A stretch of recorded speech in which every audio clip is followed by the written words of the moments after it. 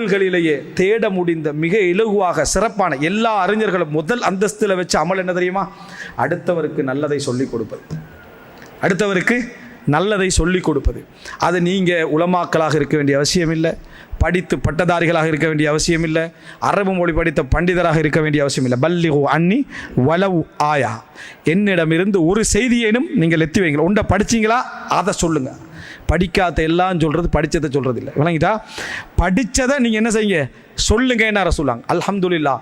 அப்படி சொல்ல போய் தான் இன்றைக்கு ஒரு காலத்தில் கால ரசூல்லாங்க சொன்னாங்கண்டா அது எந்த கிதாபை என்ன கிரந்தம் என்று இல்லாத ஒரு காலத்தில் இன்றைக்கு புகாரி என்றும் முஸ்லிம் என்றும் திருமிதி என்றும் நசாயி என்னும் இப்னு மாஜான் அபுதான் சாதாரண பொது மக்கள் கொள்கை ஏற்காதவர்களோட வாயிலிருந்து இந்த கிரந்தங்களுடைய பெயர்களும் ரசூல்லாங்க சொன்ன ஹதீஸ். இப்போ இந்த பயான் பண்ணினா முக்காவாசி ரசூல்லாங்க சொன்ன செய்தி எல்லாருக்குமே என்ன தெரியும் என்ற அளவுக்கு ஹதீஸ்களுடைய பரம்பலுக்கு என்ன காரணம்? பல்லிகு அன்னி வலவு ஆயா. அப்போ மேலுக்கு நிற்கிறது யாரு? அல்லாஹ்வுடைய தூதர். மேலுக்கு நிற்கிறது அல்லாஹ்வுடைய தூதர். எதை எடுத்தாலும் கால ரசூலுல்லாஹ் என்று வரக்கூடிய வார்த்தை, காலல்லா என்று வரக்கூடிய வார்த்தை, அவைகளை வழிமொழிந்து சொன்ன குர்ஆன் சுன்னா வாழ்படி நடந்த அறிஞர்களுடைய வார்த்தைகள் எங்கட சமுதாயத்தில் வருமாக இருந்தால் எங்கேயோ போயிடும்.